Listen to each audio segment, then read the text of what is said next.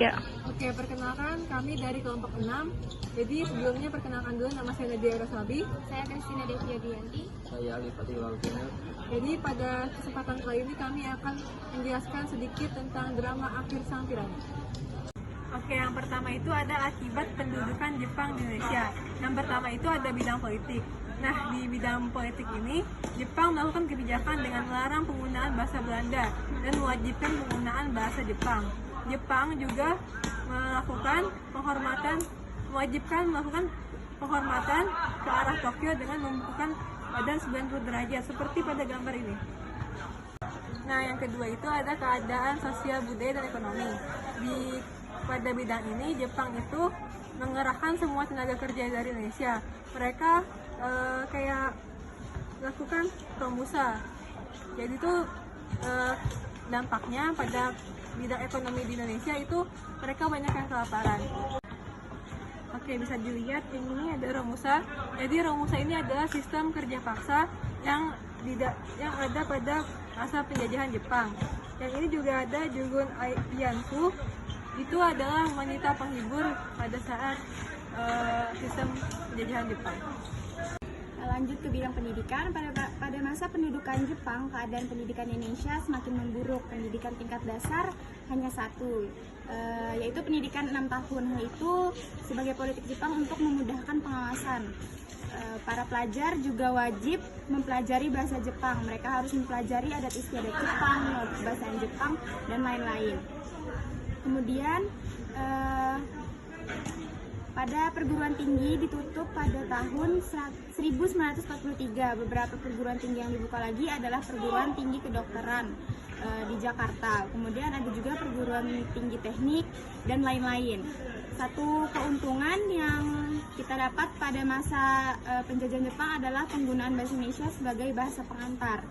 Oke, kita lanjut lagi ke bidang birokrasi dan militer. Dalam bidang birokrasi, dengan dikeluarkannya Undang-Undang Nomor 27 tentang aturan pemerintahan daerah dan UU Nomor 28 tentang aturan pemerintahan Shu dan Tokubetsushi, maka berakhirlah pemerintahan sementara.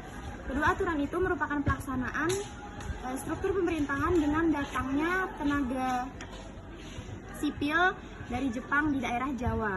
Mereka ditempatkan di Jawa untuk melakukan tujuan reorganisasi pemerintah Jepang yang menjadikan Jawa sebagai pusat pembekalan Jepang di wilayah selatan. Kemudian janji kemerdekaan. Pada tahun 1944, Jepang terdesak. Angkatan Laut Amerika Serikat berhasil merebut kedudukan penting Kepulauan Mariana, sehingga jalan menuju Jepang semakin terbuka.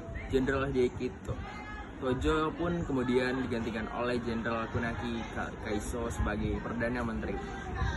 Sementara itu, Jenderal Kunihiko Kaiso memberikan janji kemerdekaan pada bulan September 1944. Sejak itulah, Jepang memberikan izin kepada rakyat Indonesia untuk mengibarkan bendera merah putih di samping bendera Jepang, Hinomaru. Lagu Indonesia Raya pun boleh dinyanyikan setelah lagu Kimagayo.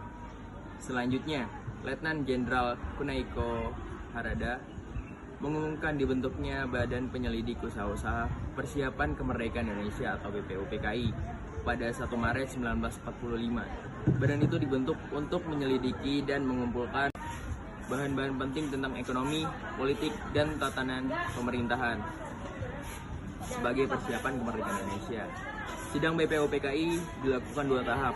Tahap pertama berlangsung pada 28 Mei 1945 sampai 1 Juni 1945. Sidang pertama tersebut dilakukan di Gedung Choi Chang-i di Jakarta yang sekarang dikenal sebagai Gedung Pancasila. Jadi selanjutnya pada pidato sidang BPUPKI, Rachman menyampaikan pokok persoalan mengenai dasar negara Indonesia yang akan dibentuk pada sidang tahap kedua yang berlangsung pada tanggal 10 sampai 11 Juni 1945. Dibahas dari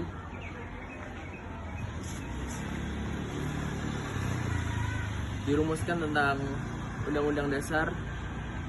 Selanjutnya, sebelum sidang pertama berakhir, BPUPKI membentuk panitia kecil yang terdiri dari 9 orang. Pembentukan panitia 9 itu bertujuan untuk merumuskan tujuan dan maksud dibentuknya negara Indonesia. Yang terakhir ada Panitia Persiapan Kemerdekaan Indonesia atau PPKI. PPKI kemudian dibubarkan setelah tugas-tugasnya selesai. Selanjutnya dibentuklah Panitia Persiapan Kemerdekaan Indonesia pada tanggal 7 Agustus 1945. Badan itu beranggotakan 21 orang. Panitia inilah yang kemudian mengesahkan Piagam Jakarta sebagai pendahuluan dalam pembukaan Undang-Undang Dasar 1945 19 Agustus 1945. Demikian materi yang dapat kami sampaikan, semoga bermanfaat. Terima kasih.